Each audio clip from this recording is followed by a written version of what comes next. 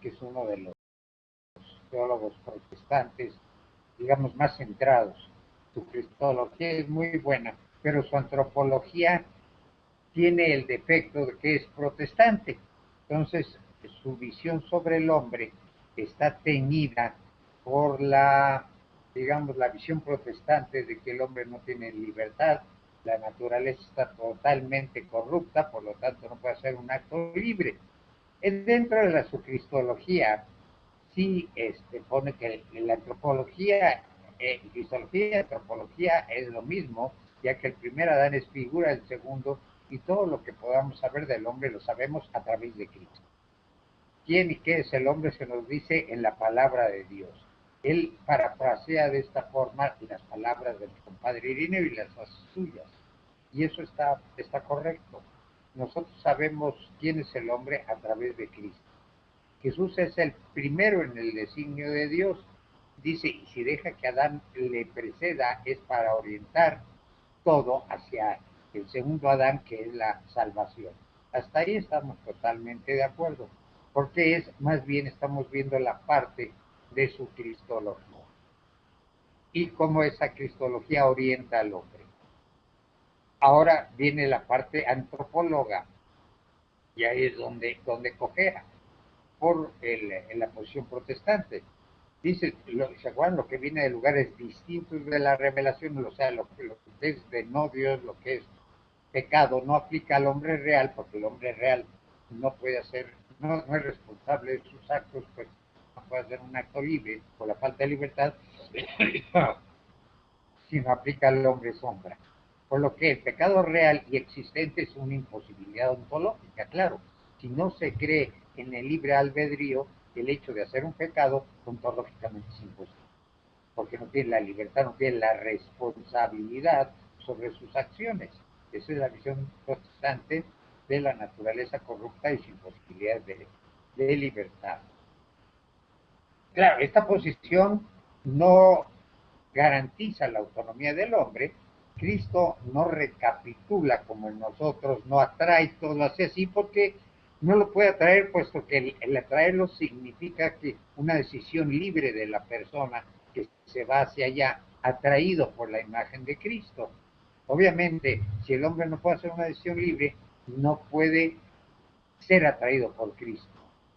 Es más, suprime la libertad del hombre, se acuerdan la predestinación protestante, y entonces él es el que dice, el que decide es Dios, tú te salvas y tú no. Y tampoco reduce más bien al hombre a una posición de destino, más que integrarlo en un cuerpo mismo. Esa es la propuesta protestante. Ahora, ahí nos quedamos, vamos a ver la propuesta cristiana. Y en eso nos vamos por uno de los teólogos predilectos, que es von Balthasar, que era muy amigo, entre paréntesis, de Karl Barth, los dos suizos, y dice, la revelación presupone la criatura, pero no de tal manera que quede constituida en el acto de la revelación divina. ¿Esto con qué se come? Que la revelación no le quita, vamos, no asume a la criatura, no la integra dentro de sí, sino que la revelación es un diálogo entre un él y un yo, un tú y un yo. No asume, no integra la criatura dentro de la revelación, sino que respeta su libertad. La revelación nos da a conocer el tú, y por eso presupone el tú de la criatura. No le integra dentro de la misma revelación. No está constituido en el acto de la revelación misma de la criatura, sino que la revelación es para la criatura. Es la revelación del tú ante el yo, que lo quiere conocer y se quiere relacionar con él. Por lo tanto, la revelación le da un sentido, pero no quitando a la criatura, pero no quitándole su sentido propio y primero. Presupone la libertad humana. Es la relación yo-tú en libertad, en mutuo conocimiento y respeto de la identidad de cada uno. Dios respeta mi identidad y yo tengo que respetar la identidad de Dios. Yo tengo que darle a la revelación su valor objetivo y no cosificarla hacia mí, hacia lo que yo quiero, sino darle su sentido propio y primero. Así como la revelación respeta mi sentido propio y primero. En otras palabras, la revelación es un adendo sobrenatural a mi conocimiento. La fe en esa revelación es algo que trasciende en mi conocimiento y por lo tanto supone la gracia. La gracia supone a su vez la naturaleza. La gracia supone algo en que encardinarse y eso en que se encardina es la naturaleza. El primer Adán tiene una naturaleza determinada, aunque el segundo Adán sea el fundamento y finalidad de la misma. La antropología supone la cristología, pero no queda identificada con la cristología totalmente. El hombre es hombre antes de Cristo. Él tenía una antropología definida. Lo que viene a darle la cristología es la máxima expresión de ese ser hombre, pero tiene sus valores humanos, valores que llegan a través de un conocimiento del hombre que ya preexistía antes de la venida de Cristo. El hombre se conocía en cierta forma, pero hasta que no llega Cristo, realmente sabe quién es. Parafraseando a mi compadre Irineo, la encarnación le dice al hombre quién es y para qué es. Pero la encarnación es lo sobrenatural, la gracia presupone ya en sí una naturaleza y esa naturaleza es digamos, el hombre natural, la antropología natural. El hombre ya era persona, ya tenía conciencia de sí mismo, aunque no una conciencia completa que es lo que le viene a dar la revelación. El hombre tiene una conciencia completa a la luz de la revelación de quién es, pero eso no presupone, no quita el hecho de que ya sabía que era hombre, que era una persona. Lo que sí no sabía hasta qué grado era la persona. No sabía los alcances de su persona. Esos alcances de su persona, en otras palabras, que era hijo de Dios, que podía ser hijo de Dios y que estaba destinado a la salvación, solo lo recibe a través de la revelación de Cristo. Por eso dice, el primer Adán tiene una naturaleza determinada, aunque el segundo sea el fundamento y finalidad de esa naturaleza. Fundamento en cuanto lo hace hijo de Dios y finalidad en cuanto que le enseña la revelación a lo que está destinado, que es la resurrección de Cristo. ¿Esto quedó claro? ¿No los hice bolas? Bueno. ¿Qué dice Karl Rahner al respecto? Es otro de los grandes pilares del siglo XX. La cristología es el comienzo y fin de la antropología. Es obviamente Cristo es el alfa y el omega. Es la creación y la parucía. Entonces la cristología es el principio y el fin del hombre, o sea, de la antropología. Es el comienzo ya que los hombres existen porque el Hijo de Dios iba a existir hecho hombre. Aquí, aquí Ranner avienta digamos, un pensamiento un tanto cuanto temerario, porque entonces se podría suponer que la naturaleza está orientada ya forzosamente a lo sobrenatural y que no es gratis, no es una gracia. Él luego lo aclara en diciendo que sí, pero eso no le quita de que la gracia sea gratis, de que la encarnación que le da la redención sea porque Dios quiso, no porque estaba forzado por la encarnación, por la creación, perdón. Por lo tanto, ya aquí, pero sí, ¿cómo les podría explicar? Aquí nos da un hecho de que el hombre sin la encarnación no tiene sentido. El hombre no tiene sentido si no era para estar destinado a ser hijo de Dios, porque ese era el plan divino. Desde la creación, Dios quería que ese hombre fuera hijo de Dios, fuera suyo. Y por eso, desde la creación, está planeada la encarnación. Por eso los hombres existen, porque el Hijo de Dios iba a existir hecho hombre. Aunque dice la encarnación no es forzada por la creación, sino que se hace por amor. Creación. Y es que acuérdense que Dios está fuera del espacio y tiempo. Para él la creación y redención suceden en el mismo momento. Y si crea, es porque va a redimir. Crea porque quiere y redime porque quiere. Pero desde el momento de que crea, ya está contemplando la redención. Crea por amor y sabe que va a redimir por amor.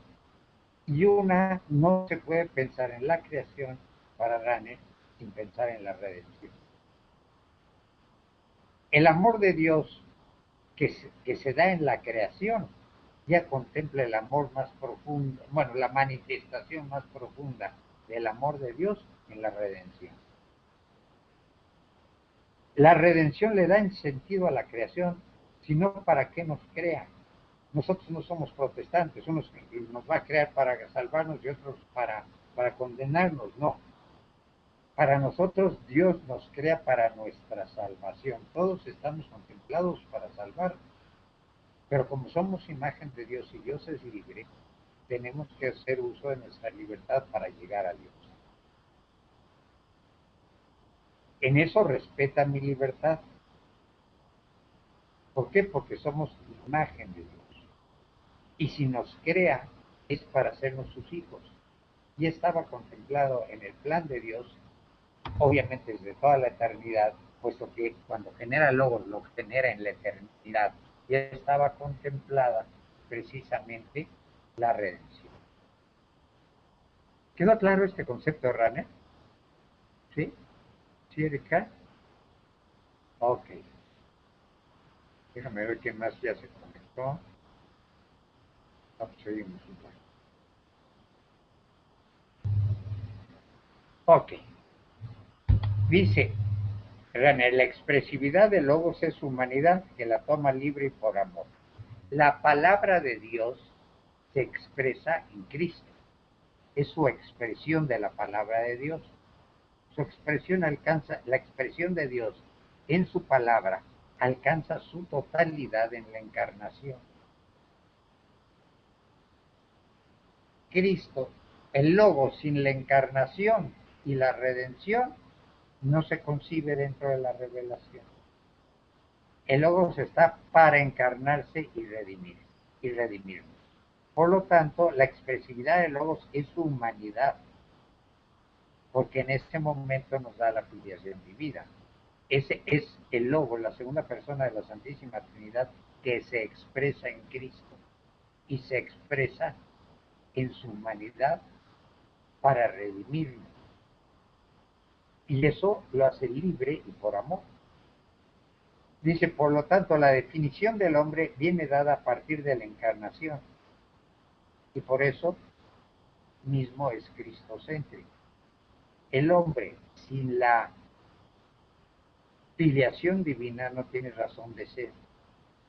Por lo tanto, mi definición tiene que estar dada a partir de la encarnación de Logos, a partir de Cristo. Yo me defino a mí mismo a partir de Cristo.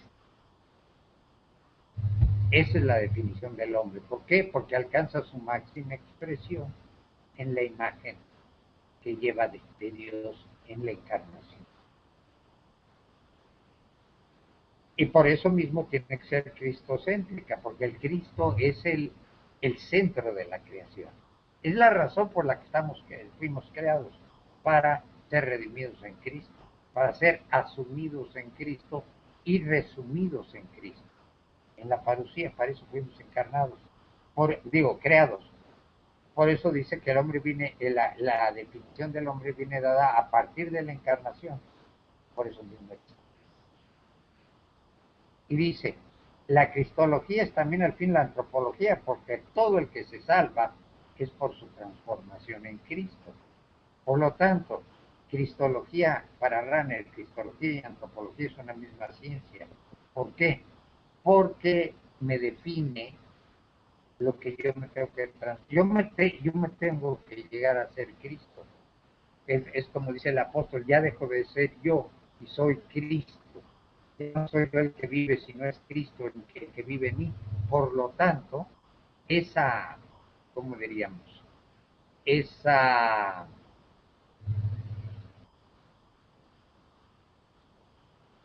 la cristología es principio y fin de la antropología. Principio porque se crea a través de Cristo. Fin porque tengo que llegar a Cristo. Por lo tanto, el fin del hombre es mi transformación en Cristo. Para llegar a decir, ya no soy yo el que vive, sino es Cristo el que vive en mí. Es Cristo que levantado de su resurrección nos atrae hacia Él.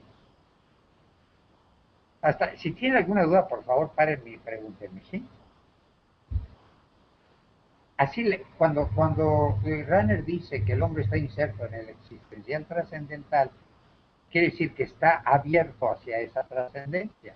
La apertura del hombre hacia Dios está en la recapitulación que hace Cristo de esa creación, de ese hombre. Entonces, hola Perlita, ese hombre, estamos en la página 15, ok, Perlita de mis apuntes. La apertura del hombre hacia Dios es su recapitulación en Cristo. Ese destello, esa inquietud que llevo, pues, citando ya a Agustín, esa angustia o esa... ¿Se acuerdan que dice Dios nos hiciste a ti y mi alma no descansará hasta que llegue a ti? Esa es lo mismo que Ranner habla de la apertura a lo trascendental. Esas ganas de llegar ahí, de ser trascendente, es la recapitulación que hace Cristo cuando es levantado, cuando es resucitado. Y que por ser imagen de Dios, ya de Dios en Cristo, ya estamos insertos en esa apertura, en esa existencial trascendental. Esa apertura que llega a alcanzar su máxima realización en la encarnación, en la unión hipostática, cuando Cristo une a su naturaleza divina la naturaleza humana. Y en ese momento la apertura hacia la trascendencia es completamente, digamos, fulfilled, ¿cómo se dice fulfilled en español? Uh, es completamente llena, realizada, ¿ok? Está completamente realizada. ¿Por qué? Porque es para lo que yo nací.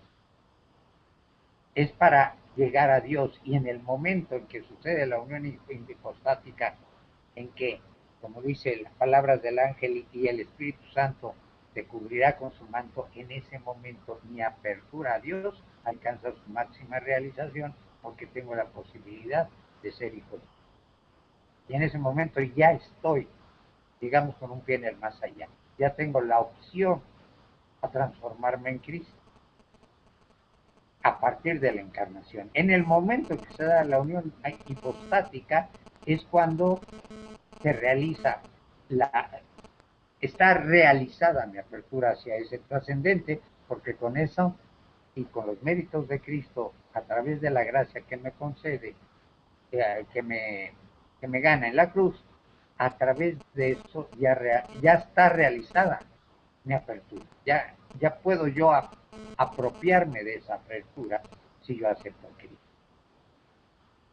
Esta unión hipostática es un momento interno único, dice, de la donación de la gracia a la humanidad. Y en ese momento, en la unión hipostática, es cuando dignifica el cuerpo, porque lo toma como suyo, dignifica al cuerpo y lo hace parte de la imagen de Dios. En el momento en que Cristo se encarna, realiza la imagen que nosotros llevamos dentro, y por lo tanto la imagen es cuerpo y alma, no alma sola. Y en ese momento es cuando dona la mayor donación de la gracia a la humanidad, porque le da la posibilidad de ser hijo de Dios. Y ese es el momento en que recapitula todavía todo hacia sí, el inicio de la recapitulación. ¿Por qué?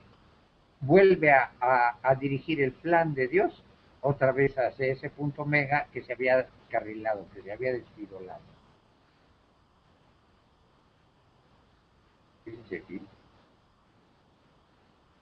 Y dignifica al cuerpo, ya lo hace imagen y no vestilla o huella de Dios. En Jesús, dice, Dios mismo realiza la idea del Salvador absoluto y nos enseña precisamente a lo que está destinado el hombre. En el momento en que Cristo resucita, nos muestra la escatología, nos dice para esto te crié, y nos lo muestra en la resurrección de Cristo. Por lo que la encarnación es el caso máximo de realización de la esencia humana. En ese momento queda totalmente dignificada mi esencia humana, mi ser humano, más allá de cualquier nivel, y hasta que podría yo soñar, o más allá de cualquier nivel de cualquier otra criatura. En ese momento, vamos, como dice mi compadre Irineo, nos diviniza. Estoy ya dentro, digamos, potencialmente dentro de ser hijo de Dios, de que Dios me vea como su hijo. Runner no, dice aquí los apuntes, no defiende que el único partido de la antropología, el único punto de partida de la antropología sea la cristología, no. Hay ciencias que estudian al hombre y que son válidas, porque el hombre puede conocer, así como conoce detalles de la divinidad a través de la razón, también puede conocer hasta cierto punto quién es él a través de la razón, incompletamente, pero lo puede conocer. A Cristo se le encuentra en un punto de la historia, pero antes de ese punto, el hombre ya existía y tenía características antropológicas. El hombre era hombre antes de la encarnación, claro, no sabía exactamente hacia dónde iba ni toda la capacidad de lo que podía hacer, pero ya, vamos, tenía características antropológicas. Pero es hasta la encarnación cuando se le da la profundidad a la visión del hombre lo que debería de ser, porque entonces se le añade la gracia sobrenatural de ser hijo de Dios. Y entonces la concepción del hombre se tiene que modificar radicalmente. Los conocimientos previos sobre el hombre son válidos, pero incompletos. Hasta que Cristo, eso, citando a mi compadre, hasta que Cristo no se encarna, el hombre verdaderamente no sabe quién es ni para qué es. Y eso es todavía lo podemos ver mucho en las personas de nuestras alrededor, que el hombre, si no está encarado en aceptar a Cristo, realmente no tiene un conocimiento de quién es ni para qué es. Y esa es parte de la desorientación humana, parte de la angustia humana y parte, uy, Perlita, ya estas dos veces, ahora sí, es parte de la angustia humana que no sabe quién se busca, pero no se encuentra. Solo en Jesús es cuando se tiene la visión adecuada de este hombre. Si no es a través de una visión cristiana del hombre, el hombre desbarra sobre sí mismo. Y por eso tenemos los abortos, por eso tenemos la eutanasia, por eso tenemos esa búsqueda tan incesante de quién es Cristo, incesante de quién es Cristo, que lo andan buscando sin realmente encontrarlo. Porque el encontrarlo, como les decía, ya significa un plan de vida y ahí es donde la puerca torce el rabo. Pero tienen ¿cómo diríamos? La atracción de esa cristología, la atracción a buscar a Cristo. Y solo en el encuentro con ese Cristo es cuando el hombre descansa, porque ya se encuentra dentro de su contexto histórico. Ahora sí sé quién soy yo y para qué soy. Y hasta que no se encuentra dentro de su contexto histórico, el hombre dice, hace sandeces, ni expresa su naturaleza humana dentro de toda la potencialidad que la puede expresar, y siempre está angustiado por ese momento trascendente. Y inclusive busca en otras criaturas su finalidad, ya sea en el sexo, en el poder, en la riqueza, y un ahí es donde lo busca, y constantemente cuando va alcanzando esas metas, las va superando y quiere más, y quiere más, y quiere más, y nada lo va a saciar, sino que hasta que encuentra a Cristo, entonces ya su vida como que se vuelve a ordenar hacia algo. Y eso lo podemos ver nosotros cuando somos testigos de conversiones, de gente que es pecadora o muy pecadora, y que, como decía el antiguo director de la penitenciaría, hasta que no hablan con ustedes, primero dice, cuando hablan con ustedes, les cambia el físico. Pero otra cosa muy importante que nos dice, hasta que no hablan con ustedes, reconocen su culpa. Cuando no se convierten, sí saben que han hecho algo grave, pero siempre le van a decir, bueno, es que me hartó y lo maté, siempre echándole la culpa al otro. O es lo que me decía la otra vez Daniel, cuando él, bueno, una vez que salía de una tienda y le echó bravo a un señor, le dijo, ¿sabes qué? Quítate, Daniel es chiquito y chaparrito, fácilmente creían que lo podían dominar. Y le decía, bueno, quítate, chaparro, que no sé qué.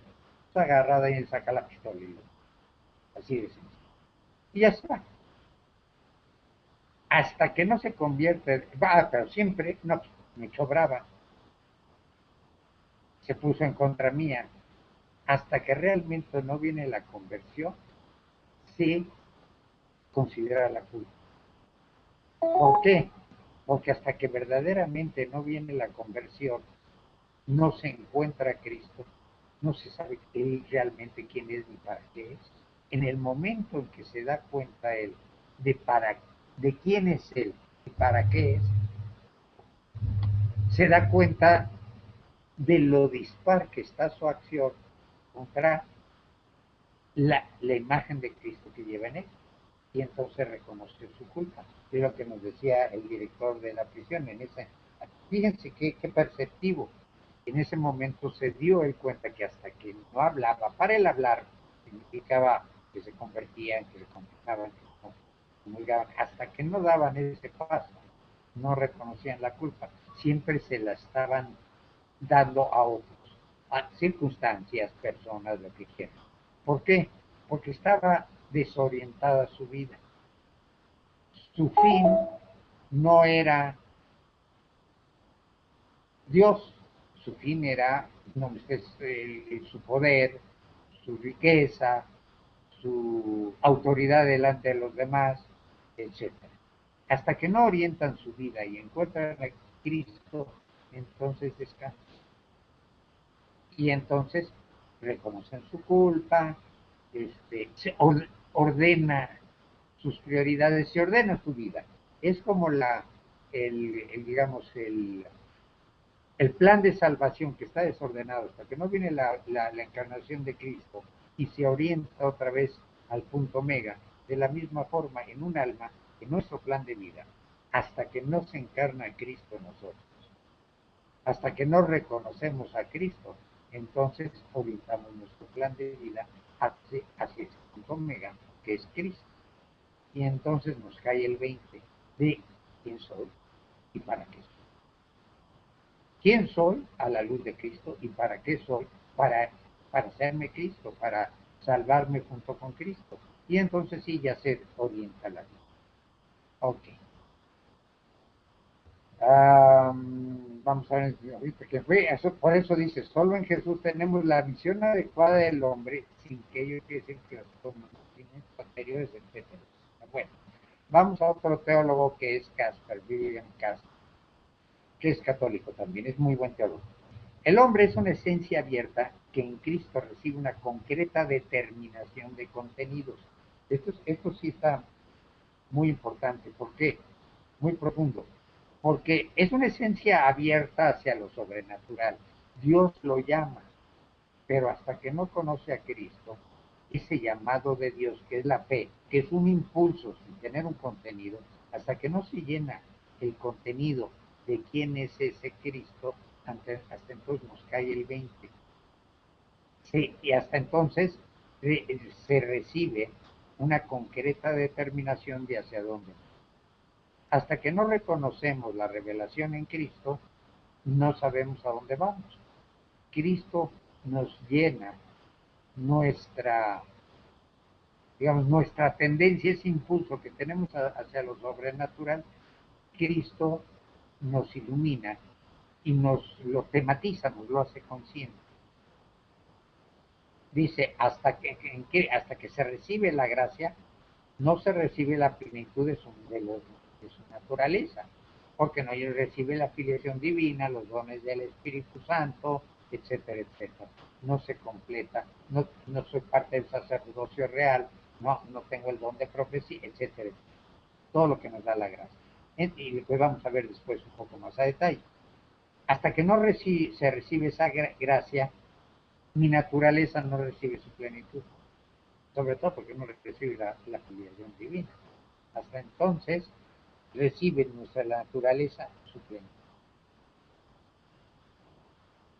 Mi libertad, que va hacia la trascendencia, encuentra en la Pascua su realidad. Bueno, perdón, estoy equivocado. La libertad trascendente, o sea, Dios, encuentra en la Pascua su realización más elevada. ¿Por qué? Porque es a través de la redención, por la aceptación de Cristo a esa cruz, que la libertad trascendente, o sea, de la cual nosotros somos imagen, se realiza plenamente dentro de la creación. Esa libertad que es trascendente, que es Dios libre, en el momento que se hace hombre y se pliega a la voluntad divina, es la máxima expresión de la libertad. Cuando el hombre Dios le dice a la naturaleza, a Dios Padre, que sí, en ese momento esa libertad que es trascendente recibe la máxima expresión. Vamos, la libertad del hombre de Dios es para lo que fue creado, para llevarnos en esa trascendencia al Padre. Y nosotros, como imagen de esa libertad, tenemos que plegarnos y seguir la misma línea que nos da esa pauta, la libertad divina, la libertad humano-divina que le dice a la divinidad que sí. Y ese es el máximo uso de nuestra libertad, plegándonos a la acción en nuestra libertad finita a esa libertad trascendente que es el modelo de mi actuar humano, encarnado en Cristo. ¿Okay? No sé si lo confundí aquí, ¿sí me entendieron? El acto supremo de mi libertad finita es plegarme a la libertad trascendente que me enseña el camino, que es a través de la aceptación de la cruz de Cristo. La libertad trascendente, que es la de Dios, me enseña el camino. Yo como libertad finita soy participación de esa libertad infinita. Por eso Dios no me la puede quitar, porque ya no sería yo imagen de Dios, puesto que Dios es libre. La utilización de esa libertad trascendente dentro de la encarnación de Cristo es precisamente el realizar el plan de Dios. Es cuando Cristo en el huerto de los olivos le dice que sí al Padre. Y en ese momento la máxima expresión de uso de esa libertad queda ejemplificada en la libertad trascendente de Cristo. Y de esa forma mi libertad, que es finita, alcanza su máxima expresión en plegar yo mi libertad finita, igual que esa libertad trascendente del Hijo de Dios se pliega a la voluntad del Padre. Es la forma en que yo, como hombre, sigo el ejemplo de Cristo como Dios. Cristo, libertad humana y libertad divina, se pliega a la voluntad del Padre. Es la libertad trascendente de la cual yo soy participación. Mi libertad finita es participación de la libertad infinita. Pero para que yo ejerza mi libertad finita a su máxima expresión, la tengo que ejercer de la misma forma que Cristo me enseña con su libertad trascendente a utilizar su libertad. O sea, a través de la obediencia. ¿Sí quedó claro esto que Casper nos dice? Estamos en la página 15 con Casper, el teólogo Luis María. Vamos a ver, madre, ¡ay! ¿Le quedó claro esto? Erika Perla preguntas. Porque sí es importante, ¿no? Eso que nos dice Casper, que el uso de mi libertad como copia o imagen de la libertad infinita que es Dios, es precisamente seguir el ejemplo de la libertad trascendente de Cristo que se pliega a la libertad divina. Y entonces me enseña el camino de cómo debo yo realizarme dentro de esa libertad.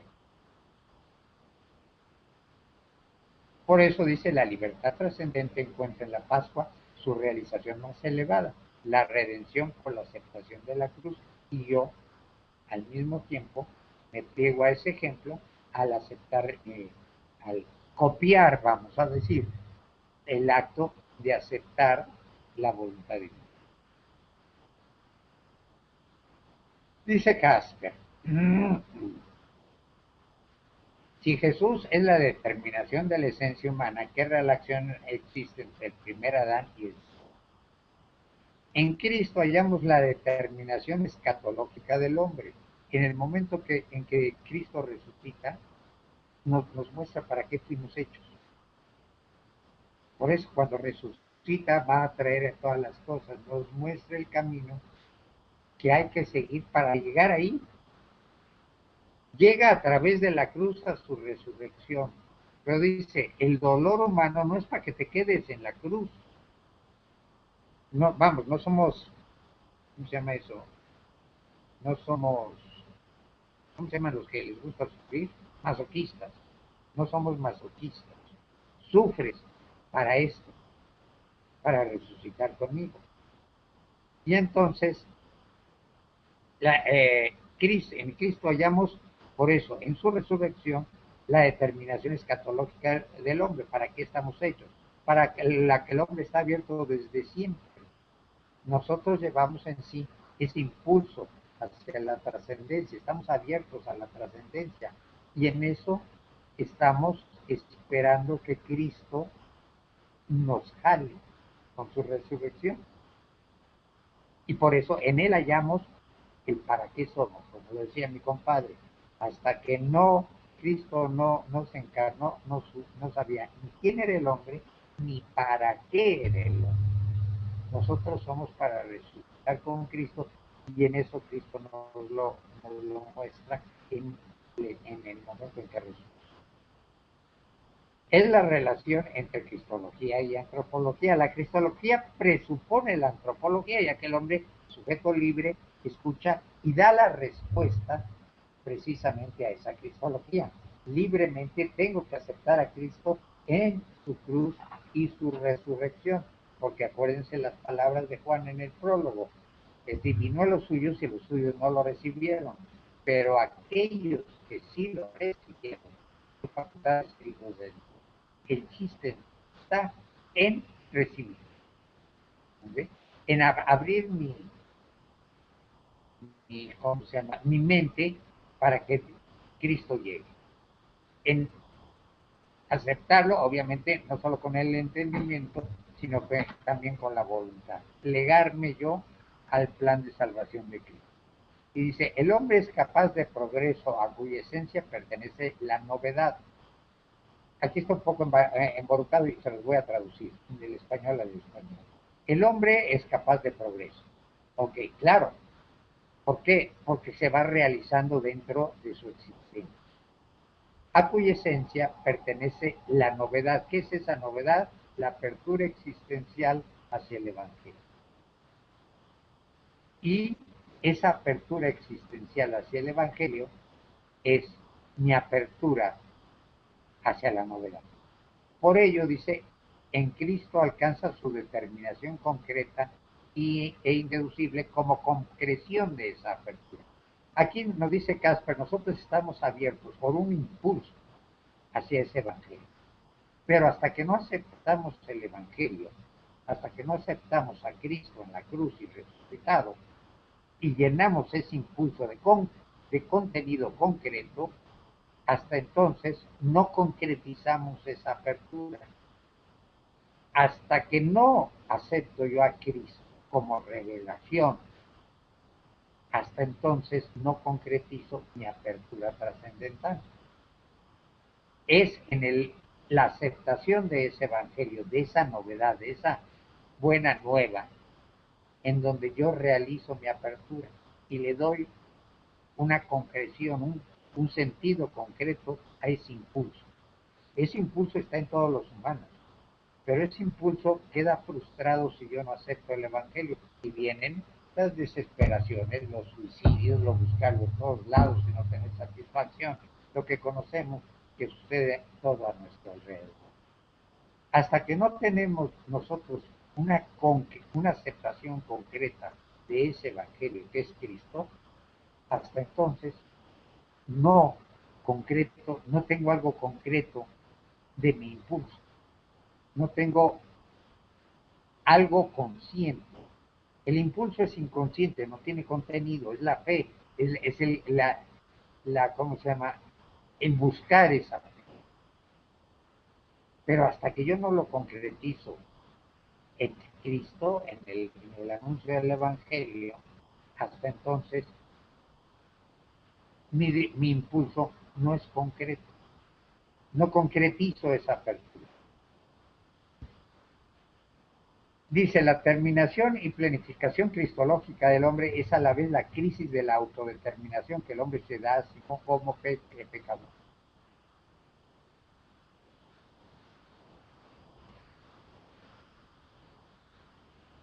Esta determinación y planificación cristológica, o sea, mi aceptación del Evangelio, es a la vez una crisis de autodeterminación. Yo, cuando acepto el Evangelio, o sea, cuando me convierto, me doy cuenta que soy un pecador. Hasta que yo no me autodetermino como pecador, como criatura pecadora, no viene mi conversión. Por eso decía muy bien el director del, del penal, el anterior, decía, hasta que no hablan con ustedes, no aceptan su culpa. Porque en el momento en que yo acepto a Cristo, acepto su evangelio, me acepto como criatura pecadora, me convierto a Cristo. Y en esa conversión es mi aceptación de que soy un pecador. Dice, por lo que el mensaje de la gracia es inseparable del mensaje del juicio, en la aceptación o rechazo de Cristo. La gracia que se me presenta, si la acepto o la rechazo, ya es juicio. ¿Por qué? Porque es una aceptación o rechazo no del intelecto, sino de la voluntad. Si lo acepto, ya es gracia; si la reniego, es pecado. Porque la gracia, el mensaje de Cristo, no se acepta con el puro intelecto. Vamos, cualquiera puede reconocer que Cristo es Dios, pero aceptarlo en su vida, ahí es donde la puerca torce el rabo, porque eso ya significa una aceptación dentro del margen de mi voluntad, y por lo tanto lo tengo que aceptar como Dios y reconocerme que yo soy un pecador, y ya ahí ya hay un juicio. Ya está bien o está mal. Ya hay un juicio de moral. ¿Por qué? Porque el rechazarlo ya implica el pecado, el no querer aceptar a Dios. El aceptarlo ya implica la gracia, porque estoy aceptando la gracia de Dios en mí. Y hay mérito o pecado. Hasta aquí la parte de Casper, ¿quedó clara? Sí, bueno, everybody. Sí, maestro, gracias. Okay. Vamos a una persona un poco difícil y discutible, se llama Pannenberg. Pannenberg, les voy a dar un poco de datos biográficos de él, nada más para que sepamos por qué dice ciertas cosas. Es un teólogo protestante, digamos, tendiendo a protestante liberal, pero es bastante, como diría, bastante profundo en sus concepciones también cristianas y antropológicas, pero está teñido también por dos problemas. Eh, uno por el protestantismo y el otro por el protestantismo liberal. Por el protestantismo, ya sabe, la parte de libertad del hombre y la falta de los actos meritorios, por lo tanto, no hay libertad, no hay actos meritorios, pero también por el protestantismo liberal, quiere decir que él le atribuye mucho del cristianismo, de lo que nos diga como dogmas del cristianismo, a la influencia de los griegos. Inclusive no queda muy claro si acepta la Trinidad Pannenberg o no. Él le echa la culpa a que el pensamiento trinitario viene del neoplatonismo. Aunque parece que sí logra, como diríamos, salvar ese obstáculo, su concepción del cristianismo es quitarle un poco la mitología de la filosofía griega, o sea, de los padres eh, a, de la iglesia griegos, los que llamamos los apologistas. Dicen que estos padres trataron de asimilarse demasiado a la filosofía griega y por eso tomaron, ay, mira qué lindo niño, ¿quién es tu sobrino? Sí, ok. Como quisieron tomar su, tomaron más del neoplatonismo de lo que debían de haber tomado. Eso obviamente está mal, pero en fin, como protestante está tratando de reaccionar en contra de la tradición católica. ¿Ok? Bueno, antes de adentrarnos un poco más en Pannenberg, vamos a tomar aquí nuestro break porque vi que ya es la hora.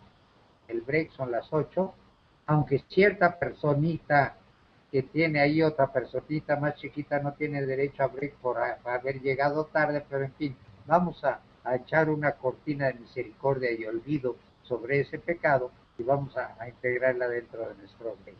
¿Ok? ¿Alguna pregunta antes de salirnos al break? Ay, Noé, ¿qué pasó con Noé? ¿No se integró en la clase de hoy? ¿Se va a perder otra clase más? ¿Tú sabes algo de Noé, Luzma? Bueno, yo creo que ese pues va a estar difícil que se logre integrar. En fin, ¿hay preguntas sobre lo que acabamos de ver? ¿Nadie? A ver, Eri no tiene cara de jugar. La hermana no le veo la cara, puso la fotografía. Perlita, a ver, déjame ver tu cara, a ver si tienes cara de jugar. No, es que no tiene cara de jugar. Y Luzma pues tiene que tener cara de jugar porque llegó tarde. Pero dentro de lo que oíste, ¿no tienes pregunta? ¿No? Ok, bueno. Entonces tenemos a las 8:14 nos verá más interesante la significación protológica de Cristo, en lo que significa Cristo, la llegada de Cristo como compleción de ¿cómo se llama? De las promesas mesiánicas. Bueno, y dice, aquí es donde hay que entenderlo muy bien, la mentalidad de Pannenberg en la siguiente frase. Frente a lo místico del Génesis y la mentalidad filosófica de lo inmutable, de la esencia de las cosas y del hombre, el cristianismo propone. Primero, hay que entender, porque el hombre no es inmutable, hay que entender muy bien lo que es la inmutabilidad para Pannenberg. Si se acuerdan, nosotros ponemos la inmutabilidad de Dios, si se acuerdan de Trinidad, en que Dios no pasa de acto a potencia, no se mueve de acto a potencia, porque no puede haber movimiento en Dios de mutación, porque no está dentro del espacio. Más bien, la inmutabilidad de Dios radica en que Dios no pasa de acto a potencia. Ahora bien, esto dice Pannenberg que es de lo que nosotros malamente sacamos del neoplatonismo, el concepto de inmutabilidad de Dios. Dice, porque cuando Dios entra a la existencia, se vuelve mutable. Cuando Cristo se encarna, entra dentro de la mutabilidad. Entonces dice, ¿cómo es que Dios es inmutable? Eso lo sacamos del neoplatonismo. Dios se convierte en mutable a través de la encarnación. Y él dice que la inmutabilidad de Dios radica no en que pase de acto a potencia, cualquier término neoplatónico o aristotélico, sino que en la fidelidad de Dios, que Dios siempre es fiel. Y por eso dice, la esencia de las cosas y del hombre es la fidelidad hacia Dios. Es el concepto de inmutabilidad de Pannenberg, o sea, la fidelidad. Con esto en mente, vamos a ver lo que dice Pannenberg. Dice, la sustitución de toda forma anterior de ser del hombre por una forma fundamentalmente nueva. ¿Qué quiere decir Pannenberg en esto? Que nuestra nueva, antes se pensaba al hombre como una cosa ya hecha. El concepto del hombre, dice, ya estaba fijado, alma racional, el concepto aristotélico. No, dice, el hombre no es algo, ahora sí que, inmutable, sino fiel. No es algo que no va a cambiar, sino él lo ve en una forma fundamentalmente nueva, que el hombre es una esencia en así, infiere, en hacer.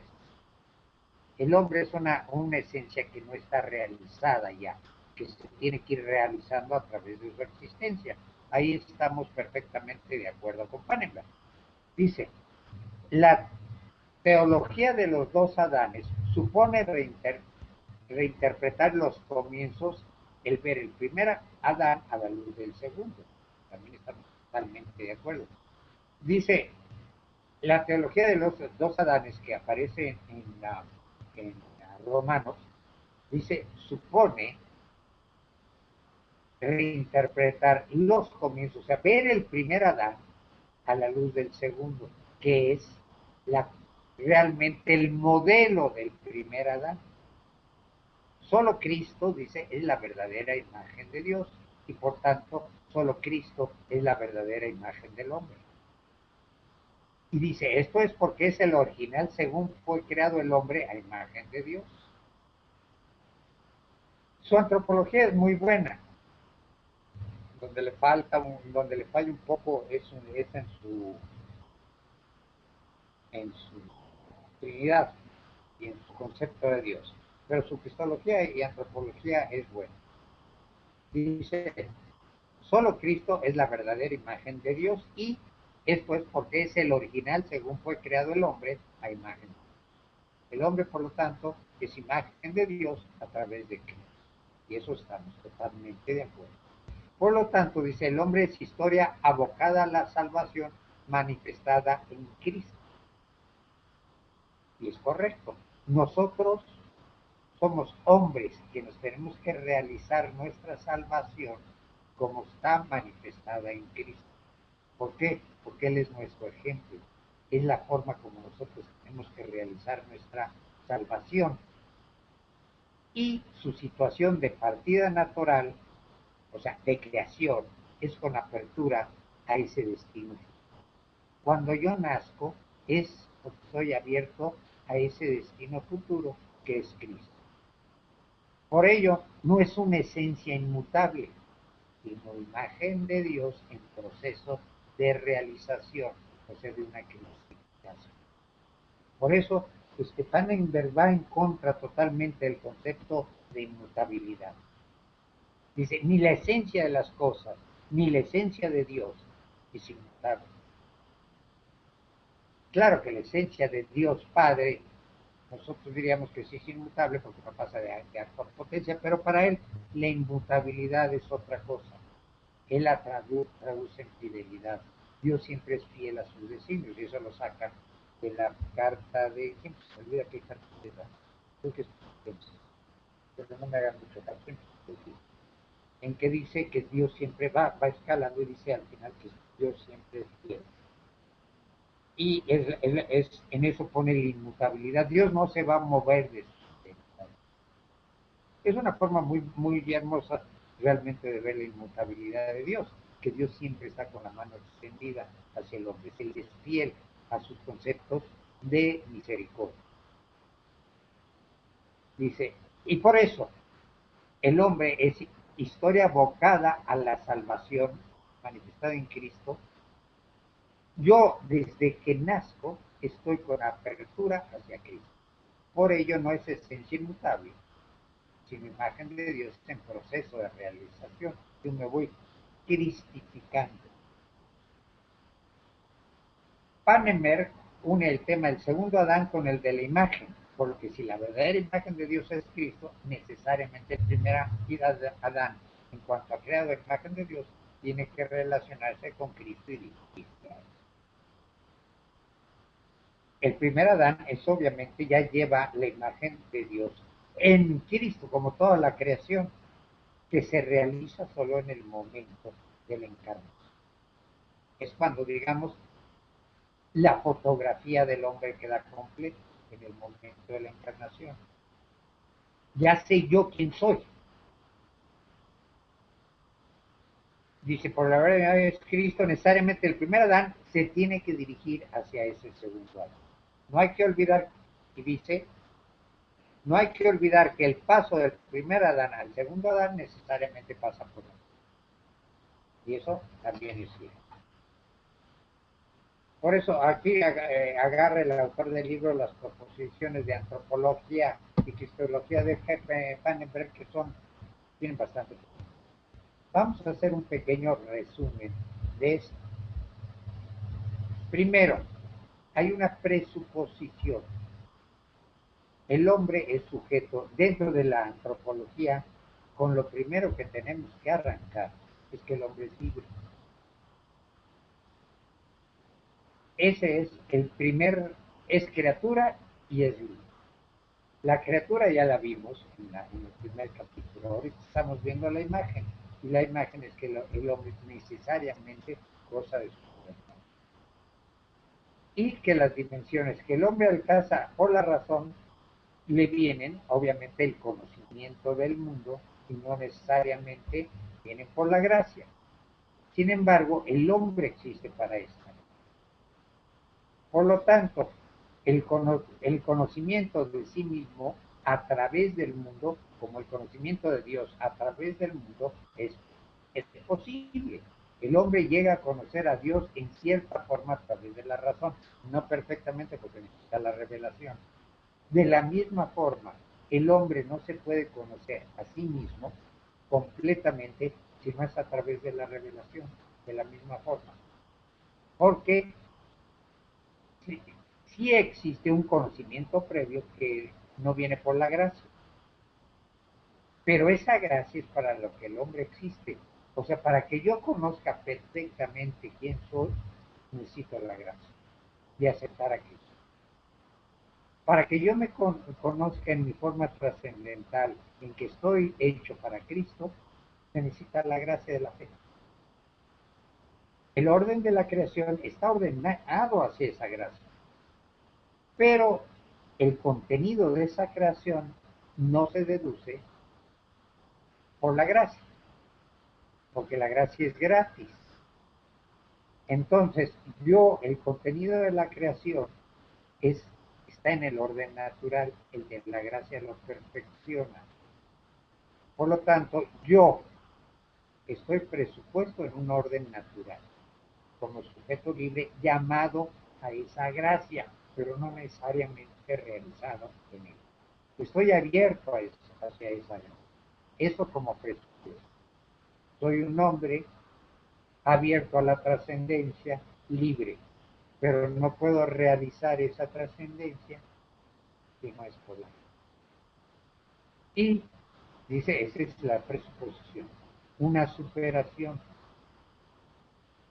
Una vez dada la gracia, es una superación. ¿Por qué? Dice, a la luz de Cristo no viene desautorizado lo que por otro camino podemos saber sobre el hombre, lo que es psicología, antropología, sociología, pero viene profundamente reinterpretado a la luz de Cristo. Ya incluida la gracia, es una superación porque nuestra libertad se realiza en respuesta al amor de Dios que nos ha entregado a su Hijo. Al aceptar yo con mi libertad y en respuesta a ese amor de Dios y llegarme la gracia, paso a otro orden, al orden soberano. Y me supero, me voy más allá de mi misma naturaleza, me voy al plano sobrenatural. Y ya estoy en el plano sobrenatural, de una superación.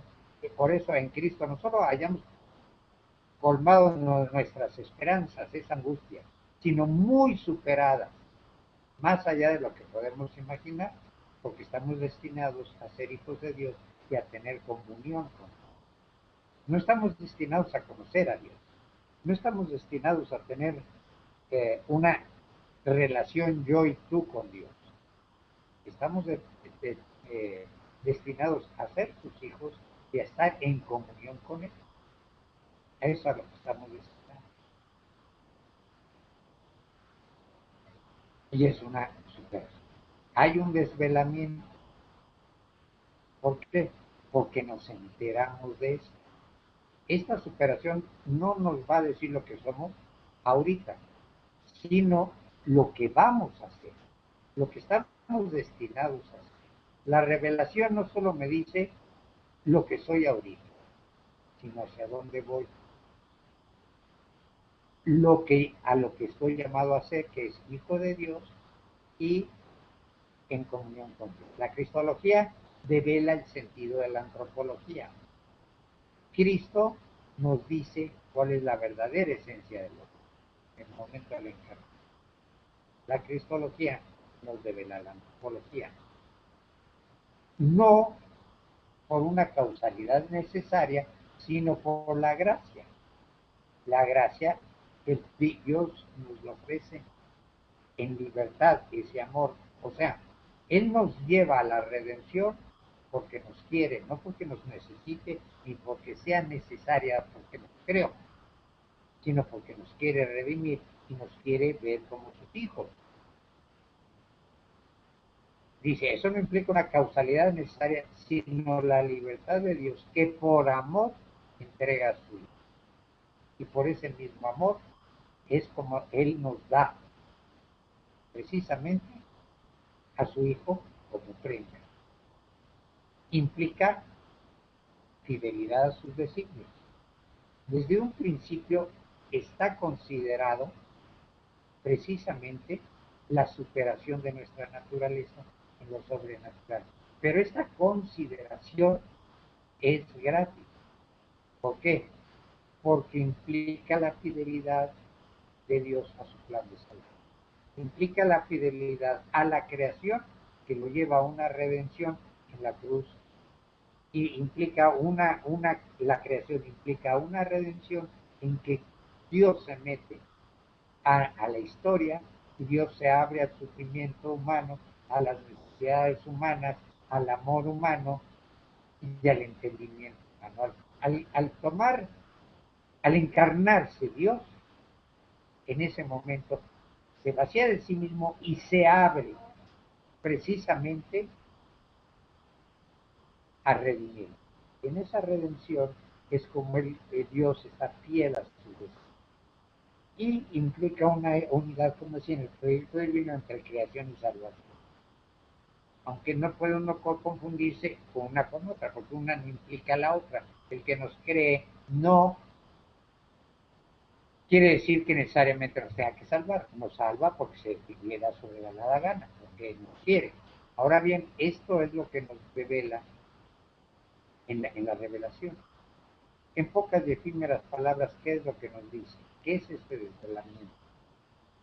El amor de Dios, el conocimiento de que estamos salvados y el conocimiento que para salvarnos tenemos que ¿cómo se llama? Responder a su fidelidad con nuestra fidelidad, responder a su libertad trascendente con mi libertad creada, responder mi libertad como participación de esa libertad infinita,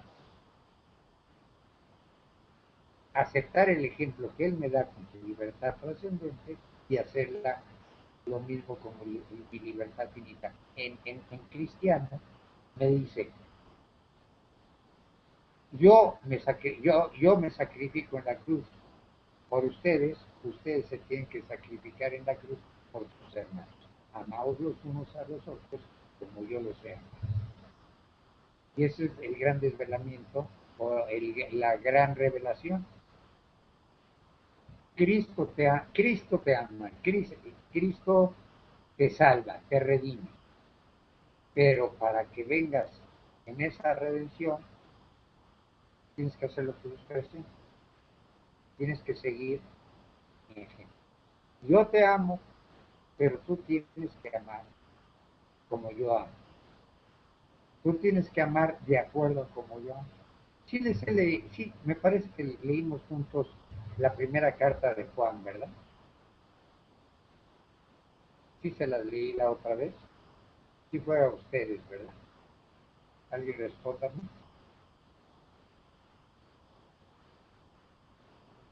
Yuhu. No, a ver, Erika, no, y Luz, no les leí de la primera carta de Juan, ¿no? Bueno, voy por la Biblia, ¿eh? Porque ahí está precisamente el desvelamiento de qué es la redención. Un segundo, voy por la Biblia.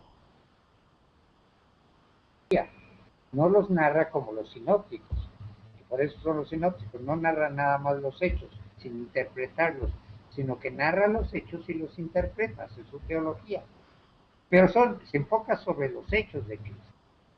En su primera carta, lo que Juan trata de transmitir no son los hechos de Cristo, sino la experiencia vivencial de haber convivido con Dios. Acuérdense que es el discípulo amado. Entonces, él convive con Dios, con Cristo, que es Dios. ¿Y qué saca de esa convivencia? ¿Qué es lo que saca de esa convivencia? Y en eso nos lo trata de manifestar. ¿Cuál es precisamente lo que él saca de haber convivido contigo? En esas palabras. Vamos a leer de la carta de Juan, el capítulo 4, a partir del versículo séptimo, ¿ok? Que es donde mejor resume quién para él es Dios. Y dice, lo voy leyendo y comentando, porque es precisamente lo que nos devela Cristo del Padre. Nos lo trata de transmitir Juan como lo convivió él con Cristo. Bueno, dice, queridos, amémonos unos a otros, ya que el amor es de Dios, y todo el que ama ha nacido de Dios y conoce a Dios. Quien no ama no ha conocido a Dios, porque Dios es amor. Aquí nos dice muy claramente, si tú dices que conoces a Dios y no amas, no es posible. Si tú no amas, Dios no está en ti. No importa cuántos golpes de pecho te des, no importa cuántos rosarios te eches al día, no importa cuántas veces vayas a confesarte o a comulgar. Si no amas, Dios no está en ti. ¿Por qué? Porque Dios es amor. Entonces no puede estar en ti. En esto se manifestó el amor que Dios nos tiene, en que Dios envió al mundo a su Hijo único para que vivamos por medio de él. En esto consiste el amor. Aquí ya nos revela el primer punto de la redención, que es por amor. ¿Por qué? Porque Dios envía al mundo a su Hijo único para que vivamos por medio de él, o sea, por medio de la gracia. Y en esto consiste el amor. No en que nosotros hayamos amado a Dios, sino que Él nos amó y nos envió a su Hijo como propiciación por nuestros pecados, para pagar por nosotros. Queridos, si Dios nos amó de esta manera, también nosotros debemos amarnos unos a otros. ¿Por qué? Porque a Dios nadie le ha visto nunca. Si nos amamos unos a otros, Dios permanece en nosotros y su amor ha llegado en nosotros a su plenitud. Y en esto conocemos que permanecemos en Él y Él en nosotros, en que nos ha dado de su espíritu, o sea, de su amor, y nosotros hemos visto y damos testimonio de que el Padre envía a su Hijo para ser Salvador del mundo. Quien confiese que Jesús es el Hijo de Dios, Dios permanece en Él y Él en Dios. Ahí está el primer punto. El segundo punto de la redención, reconocer a Cristo para ser Salvador del mundo. Quien confiese que Jesús es el Hijo de Dios, Dios permanece en él y él en Dios. Y nosotros hemos conocido el amor que Dios nos tiene y hemos creído en él. Dice, Dios es amor y quien permanece en el amor permanece en Dios y Dios en él. En esto ha llegado el amor a su plenitud con nosotros, en que tengamos confianza en el día del juicio. Pues como Él es, así somos nosotros en este mundo. No hay temor en el amor, sino que el amor perfecto expulsa el temor, porque el temor mira el castigo. Quien teme no ha llegado a la plenitud en el amor. Aquí nos dice otra cosa, ya nos habla de la escatología. Quien ama ya no tiene juicio. Muy sencillo, porque Dios está en él. Estando Dios en él, dice, ¿a qué le temes? Porque Dios es amor. Si tú amas, y por eso también dice Agustín, amas y haz lo que quieras, porque si Dios vive en ti y Dios es amor, tus obras necesariamente van a reflejar ese amor de Dios, o sea, van a reflejar el Espíritu de Dios, que es amor tus obras. Entonces, ama y haz lo que quieras. Nosotros amemos, porque Él nos amó primero. Si alguno dice, amo a Dios y aborrece a su hermano, es un mentiroso. Pues quien no ama a su hermano, a quien ve, no puede amar a Dios a quien no ve. Y hemos recibido de Él este mandamiento. Quien ama a Dios, ame también a su hermano. Y aquí viene el último punto. El amor a Dios tiene que pasar a través del hermano. Porque si no es un mentiroso que dice, yo amo a Dios, pero no soportó a mi hermano. No, el que no puede amar a Dios, al hermano, no puede amar a Dios, porque nuestro amor y nuestro conocimiento se basa en lo sensible. Si yo no puedo ver en mis hermanos la figura de Cristo, la figura de Dios, no lo voy a ver a Dios, que es Dios. Tenemos que amar como nosotros conocemos a través de lo sensible, así también tenemos que amar a través de lo sensible. Tengo que amar a Dios en mis hermanos. Y en eso conoceré que mi amor es verdadero y que no me estoy engañando. ¿Sí quedó claro? Como parte del desvelamiento que nos da la revelación.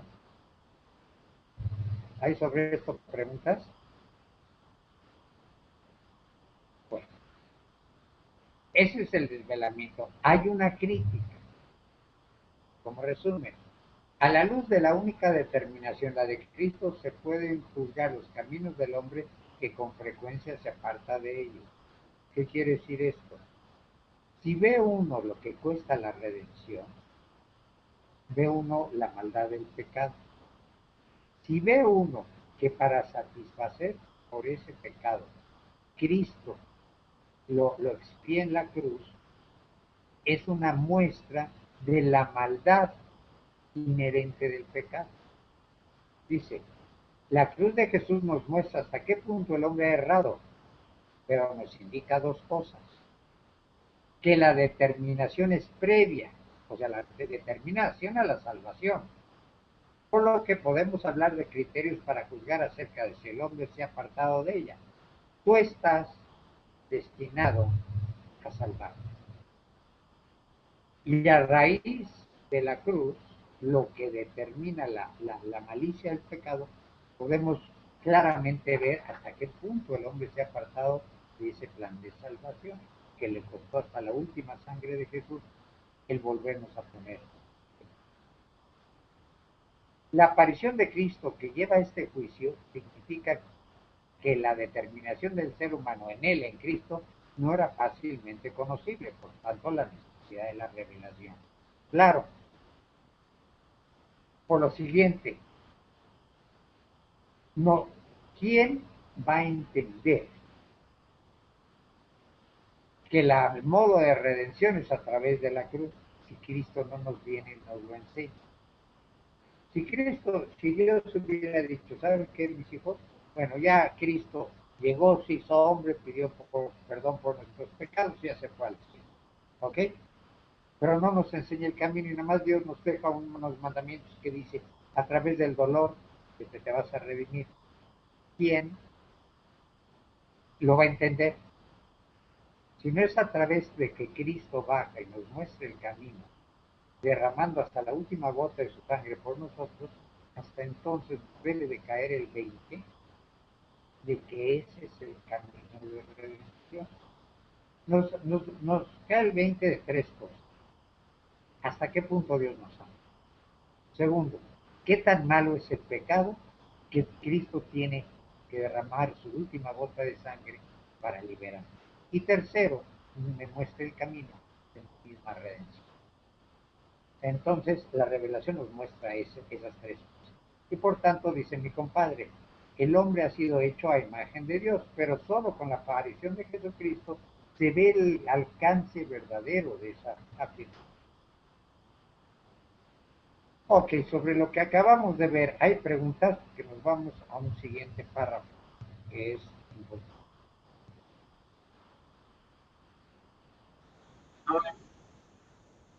Sí, le logré transmitir lo que quería. Sí, maestro, fue muy claro. Okay. Si alguien tiene una pregunta, por favor, no se quede con ella. Aquí no estamos para aprender materias, estamos para conocer mejor a Cristo. Por lo tanto, se vale preguntar sobre todo y no quedarse con nada, porque ahí no vamos a copiar sobre un examen, no vamos a tratar de resolver preguntas. El fin fundamental de estas clases es precisamente llegar a una mayor relación con Cristo. Por lo tanto, hay que llegar a conocer mejor a Cristo. Y entonces no se vale quedarse con, porque entonces sí, es una, como diríamos, una ignorancia culpable. Cristo me llama hacia algo, yo, una mayor profundidad en nuestra relación, y yo, al no profundizar en mi conocimiento de él, sacrifico esa oportunidad de hacer mi relación con él más profunda. Bueno, vamos a una parte que es la constitución. Ya vamos a resumir la constitución del hombre a raíz de esta revelación. Primero, cómo es él como persona. Y como persona también que es inherentemente social, porque dentro de la imagen que nosotros portamos, Cristo es parte de la Trinidad. Y por lo tanto nosotros también tenemos visos de esa Trinidad en nuestra imagen, que es naturalmente la comunicación, el ser sociable. Acuérdense de las relaciones inmanentes dentro de la Trinidad, que es por lo que Agustín realmente pone más la imagen que en Cristo. ¿Se acuerdan de cuando estudiaron Trinidad?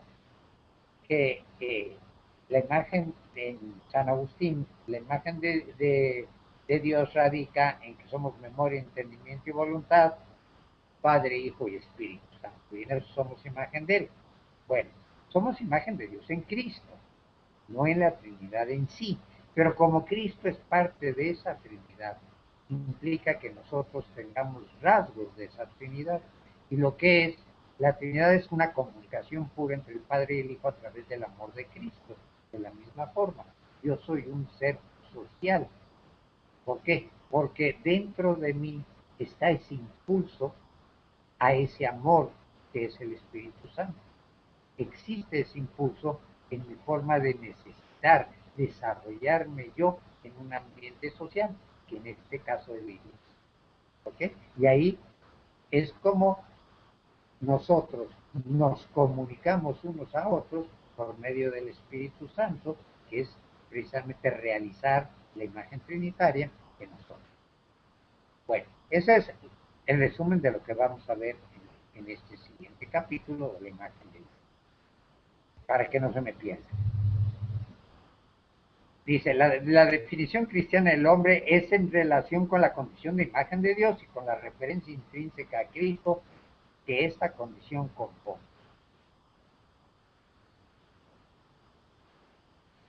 Cuando yo defino al hombre, lo defino en relación a Cristo y a su redención a través de su resurrección y glorificación, defino no quién soy, sino para qué soy.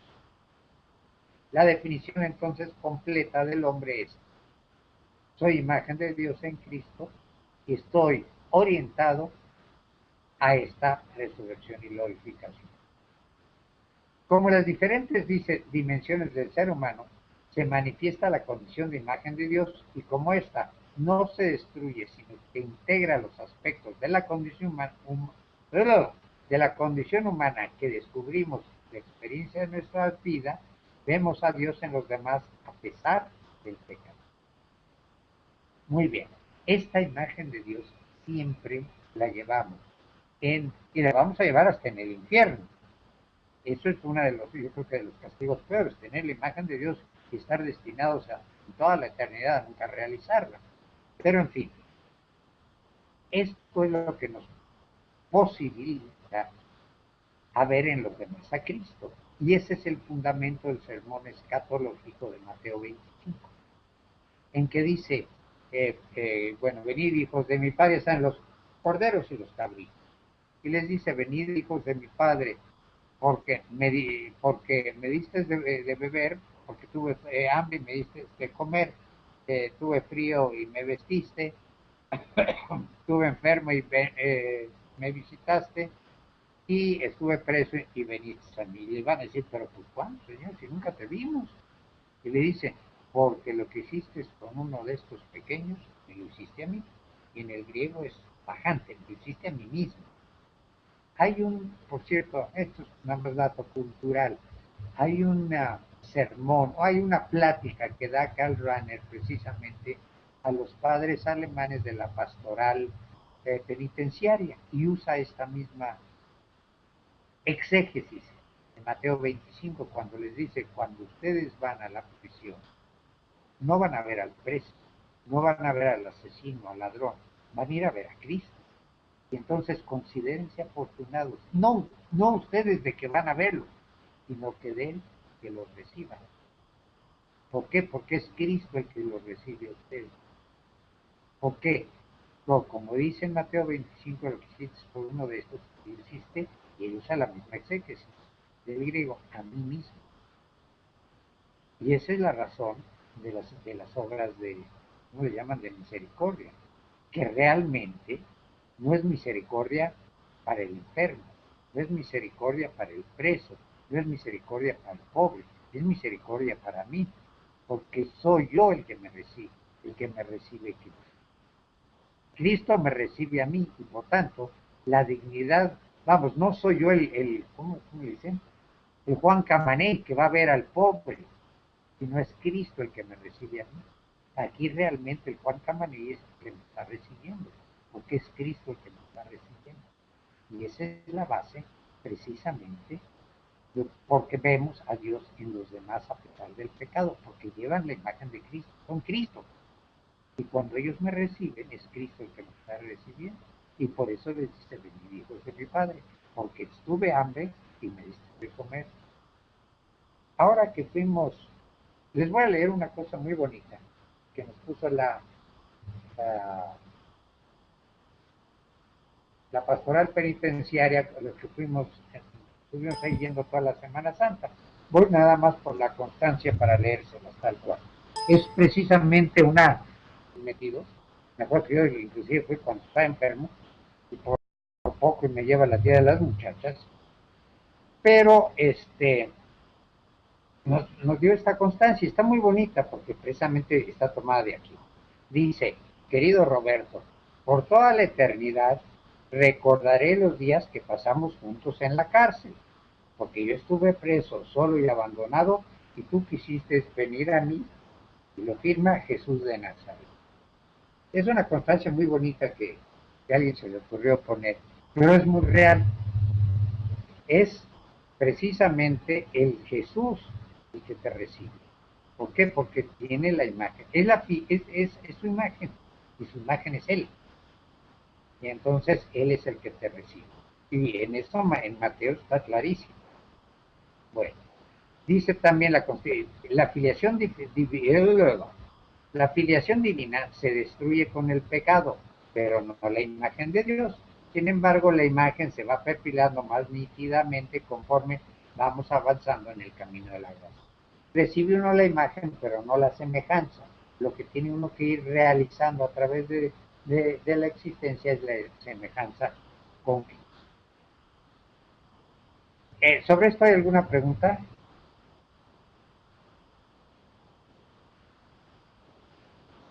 ¿No hay? Silencio absoluto. Bueno, seguimos. En el Antiguo y Nuevo Testamento vamos a ver ahora lo que es persona, porque nosotros somos parte del hecho de que seamos imagen de Dios, somos personas. Y aquí dice, en el Antiguo y Nuevo Testamento se presupone la persona y en diálogo con Dios la testimonia implícitamente. Si no, el diálogo no tendría sentido. El diálogo es entre dos personas. Por lo tanto, el Nuevo Testamento supone a Dios como persona y entonces ya puedo establecer diálogo. Porque no puedo, en el caso del New Age, yo no puedo establecer un diálogo con una esencia que se va desarrollando a través de la historia, es un Dios impersonal. No, nuestro Dios es totalmente persona, personificado en Cristo y personificado en la Eucaristía, que se queda ahí precisamente para hacerme más fácil el diálogo con Él y la comunión con Él, y para que tenga yo una relación constante con Él, de comunicación y de comunión.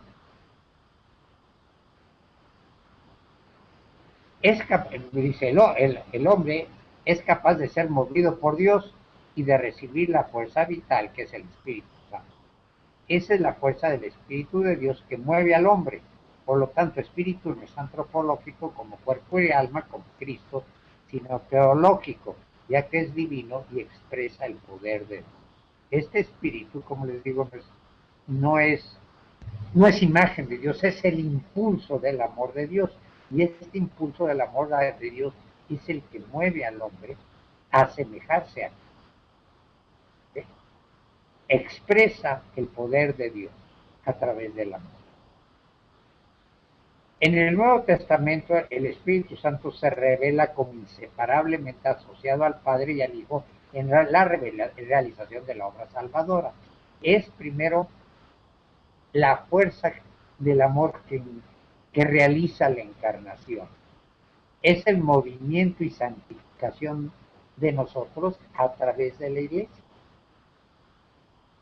A ese espíritu que es precisamente el espíritu de amor del que estábamos leyendo ahorita en la primera carta, eso es lo que nos santifica, nos ilumina y nos impulsa a través de nuestra vida. En Pablo el espíritu se asocia al hombre en cuanto a concepto antropológico, es la facultad de lo divino. En Juan, y eso le falta aquí, hay un adendo, en Juan es el impulso del hombre.